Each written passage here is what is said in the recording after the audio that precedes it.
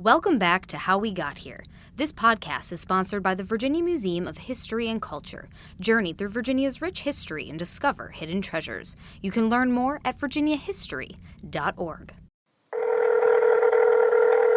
Colton, you are not going to believe this. I just got an email from Gary Powers Jr., the son of the American CIA U-2 pilot shot down over Russia. No way was that actually Gary Powers Jr. He lives in Chesterfield County, right outside Richmond. You know, when I was doing research for that segment, I came across Gary Powers Jr.'s website, and on that website it said he had a P.O. box in Midlothian in Chesterfield County, but I thought that was just kind of a ruse. You know, his dad was a CIA spy, so why not pick a random county in Chesterfield to have a P.O. box? We are totally interviewing him. Bonus episode, here we come.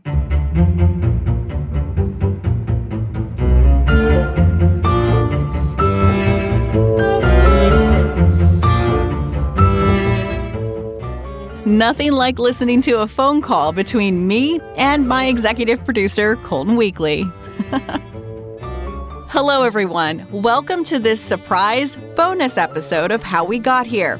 I'm your host, Rachel DePompa, and I'm so excited about this one.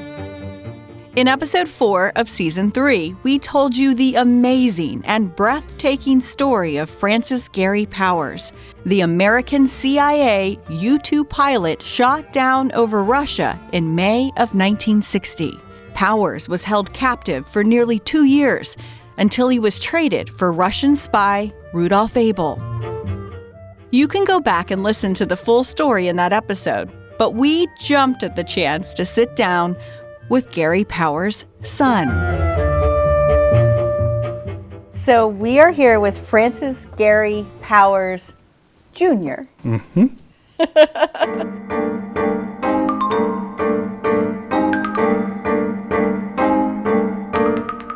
So you have an alert up when anyone talks about him. And so you found us, but we're excited because we had no idea you lived in Midlothian, Virginia. Who would have thought? Right? How did you end up here? I grew up in LA, California. I moved out to Virginia, Northern Virginia, in '92 to do my graduate degree at George Mason University, nonprofit management, public administration. I met my wife, we had a child, I had a career up there in nonprofit management. I used to run the Vienna Chamber of Commerce, and along the way I helped to create the Cold War Museum. In 2005, we had a 3-year-old. We figured hustle, bustle, traffic, crazy congestion, Northern Virginia. Where can we go? So I'm close enough to get there in a day, far enough to be away, and there was family in the area on my wife's side, so we moved down to Richmond in 2005. And you've been here ever since? Yep, 15 years now. 15 years, June 1st. And you talk about your dad a lot, don't you? I do. I lecture internationally on the topic of the Cold War, the U-2 incident, other events and activities, and I try to set the record straight and inform the general public and students about my father, the misinformation, and what has been done the last 50 plus years to set the record straight. Why is that out there? In 1960, when my father was shot down over the Soviet Union, it's the height of the Cold War. We're coming off the McCarthy era.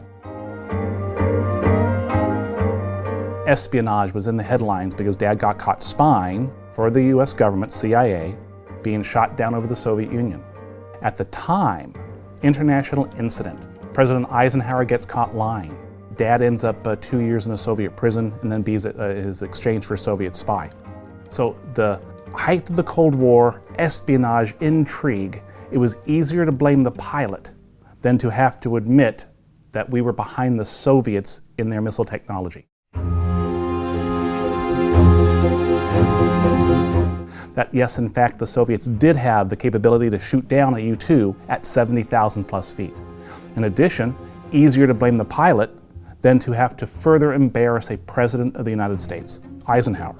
So for my father, he got stuck in this geopolitical quagmire where he did everything he was supposed to do, he followed orders to the T, yet the press in the 60s, when he was in prison, he defected, he landed the plane intact, he spilled his guts and told the Soviets everything he knew, or he hadn't followed orders. So this is the misinformation and the controversy of the time. We looked at this final CIA report and actually said in our podcast that none of that was true. He followed orders to the T, and he didn't give them anything. All they had was the mangled plane. Correct. My dad did everything he was supposed to do. He followed orders to the T. When he gets back home, he's debriefed extensively by the CIA. He's cleared. He then is put before the Senate Select Committee hearing. Prescott Bush, President Bush's grandfather, Barry Goldwater, Senator Dick Russell are on these committee. I think also Albert Gore Sr. was on this committee. So they review, they ask questions, back and forth, 8 hours of deliberations. At the end, the Senate exonerates my dad of any wrongdoing. So he's been cleared by the CIA, he's been cleared by the Senate, but he's not yet been cleared by the court of public opinion. And so those rumors and that speculation continue today because of the internet. Everything's true online, right? So the misinformation continues to circulate around. But fortunately, I have a book out that helps to set the record straight. Declassified documents have become available that set the record straight, and the truth is now out there. We couldn't understand why was he getting a hard time, because we're not in that mindset. And what is that mindset at that time? That time is the McCarthy era. There were spies in every government agency. There were spies in the White House. McCarthy had his list of 500 communist subversives in the government. Some of which was true, some of which was a little exaggerated. What was the truth of what took place? Well, at the best guess, when he was in the Soviet prison, he must have had a flameout. That was the most likely answer, because the Russians can't have the technology to shoot down the plane. They are so far behind us, they can't reach him. Something had to go wrong with the plane. So for the first 2 years before my father returned home, the most likely scenario is that he descended to a lower altitude where he was then hit by a MiG or a missile. In reality, he was at his assigned altitude of 70,500 feet. The near miss of a SA-2 missile explodes behind the tail section, cause structural failure. The nose pitches forward, the wings snap off, falls out of the sky. He's able to crawl out of the cockpit, basically. He can't use the ejection seat. We read that it would cut off his legs if he had done it. Ejection seats in the U-2 and most fighter planes, you have to be in a perfect position with your legs clearly tied up so you can clear the canopy rails. If your feet are out here dangling, you can't get them back properly, you can sever your legs off. Ends up crawling out of the airplane. He's tangled up with his air hose. He breaks free of the air hose, falls free of the aircraft. His parachute opens automatically at 15,000 feet. He parachutes down to the ground. Literally a miracle. Yes. That he survived that crash. Yes. Had it been a direct hit, he and the plane would have been in little pieces. We also read that he had misgivings about the plane that he was going up in. Is that true? His plane is now up for rotation. The engine has its max number of hours, so it has to go in for an overhaul. They substitute that plane, bring in Article 360. 360 was the tail number, the designation number for this particular U-2.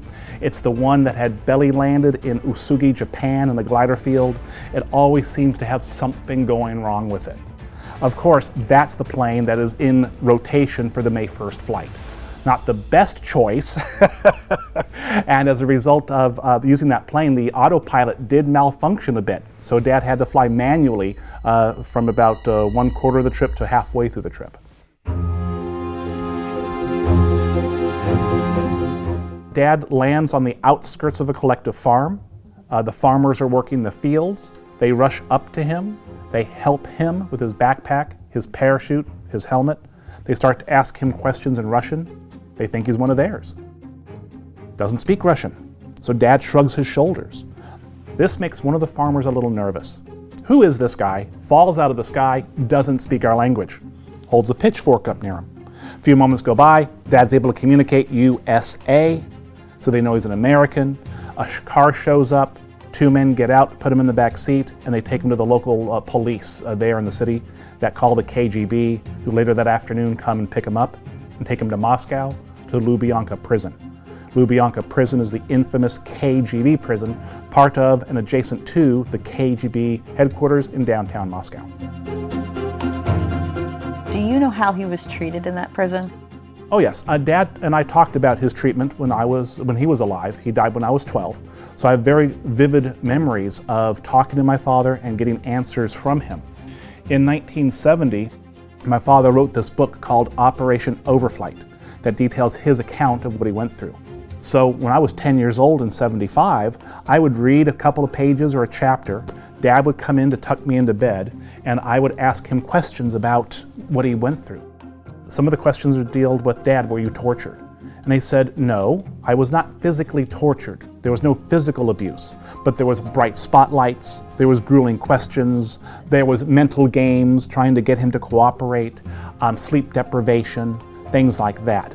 But there was no physical harm given to my father. And the reason we found out that he was treated well, all things considered, he was too high profile a prisoner. Dad was internationally known because the Soviets had captured him and had promoted the fact that he was in KGB custody. They wanted to show the world, the KGB, the Kremlin, wanted to show the world how humane they were, how nice they were, how they treated the spies that they captured in their country. It was all a propaganda coup to further embarrass the United States and to give the Soviets the upper hand. And embarrass Eisenhower. Exactly. Because he's saying, it didn't happen, it was a weather mission. When Dad was shot down on May 1st, the Soviets say nothing. Eisenhower and the CIA realize that something's gone wrong, that the airplane has not reached Bodø, Norway, where it should have landed. They try to figure out what's going on. They don't hear anything from the Soviets. They assume that my father died in the crash, or certainly Khrushchev would have paraded him around as evidence. Well, this allows Eisenhower to come up with plausible deniability. Dead pilot, we can release a cover story that it was a weather research plane, straight off course, that the pilot had radioed trouble with his oxygen equipment. So that's the cover story that's released. 2 days go by. On May 7th, Khrushchev comes up to center stage, a press conference. Oh, comrades, not only did we shoot down the plane, but we also have captured the pilot, Francis Gary Powers, who's quite alive and kicking and was confessed as spying for the CIA. So all of a sudden, it's international headlines. CIA spy flight shot down over the Soviet Union. Powers, a young second lieutenant from Pound, Virginia, captured, will stand trial for espionage. And so this is how my father ends up going through a Soviet trial in 1960 for 3 days. Is it a sham of a trial? A sham of a trial. My father was allowed to have a Soviet Defense Council, so that he did have counsel representing him, but the council never did anything to help with his case. During the questions and answers, during the court proceedings, not once did the Soviet council object to any question that was asked of my father. So it was assumed, we assumed, that it was already predetermined what the outcome would be. That the defense and the prosecution was working in tandem with the Soviet government to have this outcome of 10 years in prison, which was a very quote-unquote lenient sentence when compared to 30 years that America gave Rudolf Abel, a Soviet spy in America, and the execution that they did to the Rosenbergs in the early 50s. So it was all a way to further embarrass the United States. Was he married at the time to your mom? So did they tell your family? Dad was married to his first wife, Barbara Moore. They met in Georgia when he was an F-84 pilot there. They were married a year-ish before he went over into the U-2 program. The CIA does inform Barbara and his parents that he is lost over Turkey, a routine weather research flight, that they have people looking for the airplane currently, and that the Soviets have bragged that they have shot down a spy plane. We think that that's the same plane. We are trying to find out what has happened, and we will keep you informed. All the while, that was a cover story. In reality, CIA spy flight, taking photographs from 70,000 feet, trying to find out the strengths and weaknesses of our enemy. That's all been declassified. Oh yeah, for the most part. He was flying along with the other U-2 pilots for 4.5 years between 1956 and 1960. They were flying missions over the Soviet Union, China, Tibet, India, Pakistan, Middle Eastern countries, and Eastern European countries. The whole point of the program was to gather intelligence, photographic intelligence, of the strengths and weaknesses of our adversaries. So he takes a plane that had a history of malfunction and that gave him pause. And the CIA documents that we looked at, it also said he took the silver dollar and the poison. And they said in the documents he took it because this was the first time he was getting in a plane he didn't like. So he took not it. really didn't like, didn't but usually take it. Well, yes. And this was part of the controversy that surrounded Dad, because he had this quote-unquote suicide device on him. It was told to the pilots during training, if you're caught, you will be tortured. Here is a way to alleviate the pain and suffering. A small silver dollar, I have a replica of it. Hidden inside was a small pin dipped in a poison. Had the poison been injected or ingested into the system, it would shut down the central nervous system. The pilot would have died from lack of oxygen. There was no official orders to take the device, no official orders to use the device. But he just decided to take it this time because he didn't normally. Correct, yeah. This is the first time that he took this device with him. It was the longest mission ever attempted. He thought, a little extra security, if I am near a border, I can use it as a weapon. I don't remember him telling me this. If I'm stuck in a tree, I've had a crash, I'm bleeding out, I can use it to alleviate the pain and suffering. And heaven forbid they do end up torturing me, I can use it to alleviate the pain and suffering. The official orders that were given to the pilots is that if capture appears imminent, pilots are perfectly free to talk to them about the truth of their mission, taking photographs over their territory. They should not talk about specifications of the equipment on board the airplane. So my father was able to appear to cooperate by answering questions truthfully that would be verified in the press. And then he was able to prevent the release of classified information by playing dumb. I'm a pilot. I was hired to fly this airplane. I don't know what this piece of equipment does. In reality, he knew every bit of that plane back and forth. Was this part of the misinformation at the time of some people believing, he should have used the poison? The CIA said he did what he was supposed to do. Correct. Optional device to take, optional device to use at the pilot's discretion. But because he had this device on him, and it's the height of the Cold War and James Bond, that era, even Ian Fleming comes out in a report that says, I wish he would have used the pen. So here we have Ian Fleming, a very reputable author. I love his movies and books, but he basically slams Dad by saying he should have used the pen. He didn't know what he was talking about on that issue.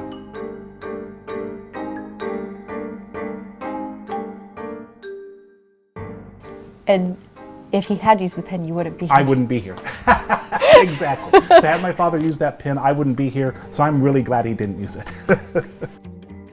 He went through a lot, but he still stayed with the U2 program after coming back, right? Correct. Did he want to do this? Did he have a choice? Well, this is another part of the story, and I have this outlined in my book. When Dad gets home, a lot of controversy. He is the known spy. The CIA really doesn't want to do anything further with him. His cover's blown. He's of no value to them anymore. He's supposed to go back into the military, the Air Force, at a rank comparable to his peers. That's what his contract says. He is the known spy. I am assuming that the Air Force said, Frank, we really don't want to bring you back in.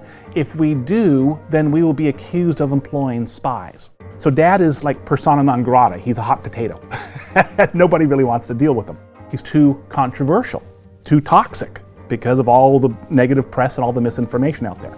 Kelly Johnson, the designer of the U-2, offers Dad a job as a Lockheed test pilot as long as he can pass the mental and physical examinations.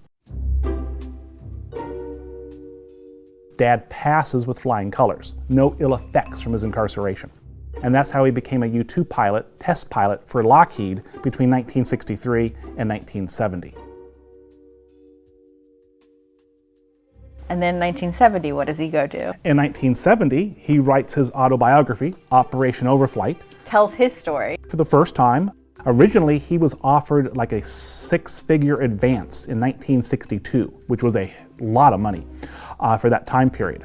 And the CIA said, Frank, let's have you take some time to readjust to life in the States and get acquainted with the new position, and you can write your book, in a few more years. So he's a dutiful person. He follows orders, refuses the advance.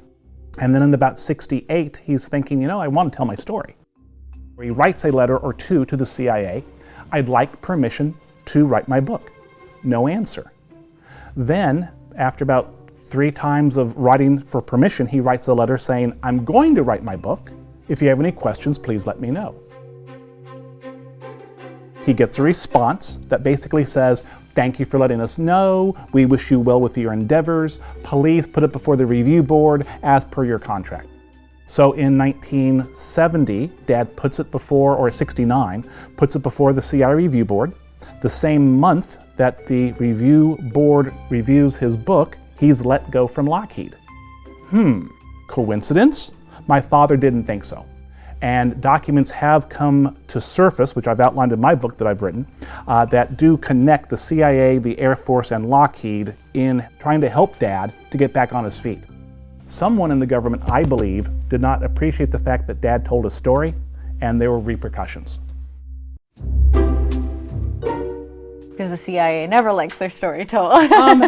Yes, they do and they don't. It all depends on what story it is. Is it going to be flattering or is it controversial? Is it Argo or is it? Exactly. Argo a success, U2 incident not a success. He goes to TV and radio and news? Yes, between 1970 and 72, he's on the lecture circuit. Some of your audience members might remember the Soupy Sales Show, the Johnny Carson Show, late night talk shows of the era, universities around the country, international audiences in Europe. In 1972, he gets a job flying again. Dad is a pilot. This is all he wants to do. He doesn't want to talk in front of people, he wants to fly. He gets a job with KGIL radio station in the San Fernando Valley, flying a fixed-wing Cessna 170 or 172 over the LA area, reporting on news, weather, and traffic for the rush hour commute. Then in 76, he gets a job with NBC Television, KNBC affiliate Los Angeles, flying their helicopter, reporting on news, weather, and traffic for the evening news. I used to fly with him in the airplane for radio announcements, and I was flying with him in helicopters when he was training to fly helicopters. He flies with NBC from 76 to 77, August 1st. Helicopter runs out of gas, crashes. He and the cameraman are killed in the accident. You were alive for that. I was 12 at that time. You remember this vividly. Oh, very much so. My mom picks me up from summer school. I'm transitioning from 6th grade to 7th grade. We come into the house, there are cars in the driveway, and there are people coming out of the house. "Mom, how'd they get in the house? How'd they get in the house?" And Mom said, "Oh, it's Marvine Neff. It's Mrs. Marlowe, Jess Marlowe's wife, who was the commentator, the news anchor on the NBC News at the time."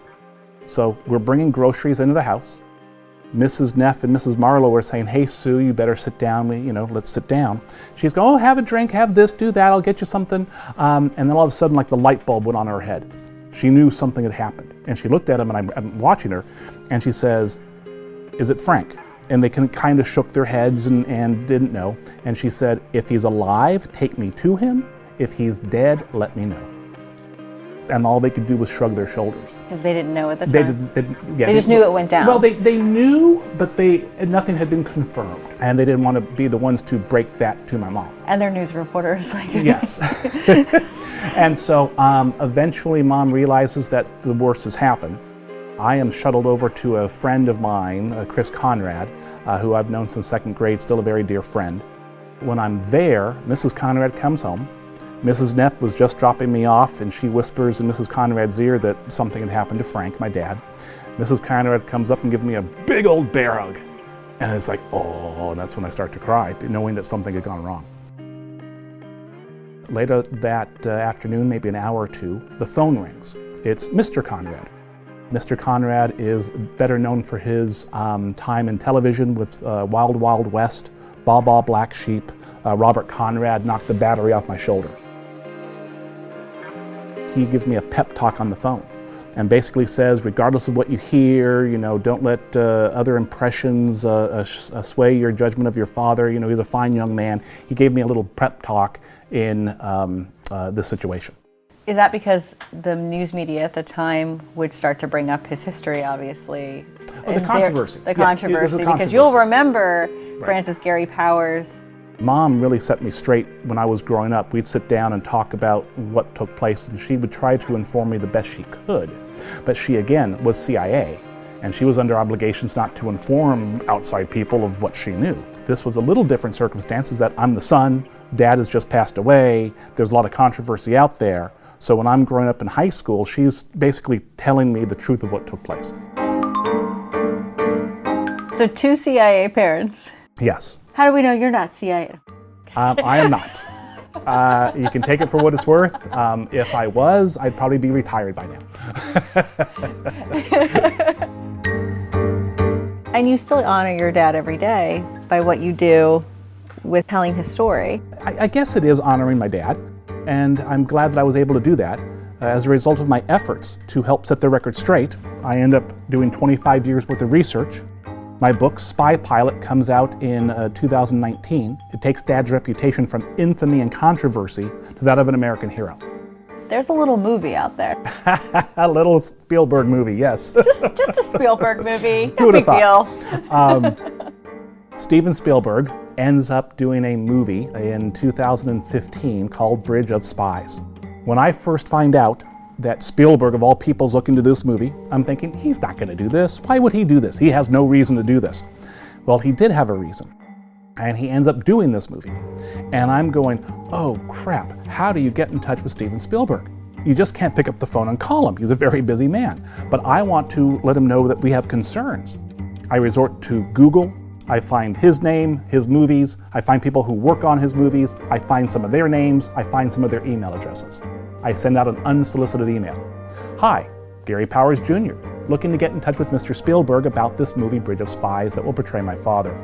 Very important that we express the Powers family's concerns. If he bases the portrayal of my father on the misinformation, they'll be painting him in a negative light. If they base it off the declassified files that have come to surface the last 50 plus years, they'll be painting him as a hero to our country. So for obvious reasons, I wanted to establish contact. As a result of my email, I get a phone call from the producer, Mark Platt. He says, thank you very, very much for reaching out. I like what you have to say. You're a knowledgeable young man. Would you like to be a technical consultant on the film? Well, yes, of course, that would be awesome. And I get the contract, and it's basically, I answer questions, I'm on set as required, I can't tell anybody about what I'm doing, I mean, all that stuff. At the very end of this contract, it says, if I don't like the end result, I can't sue.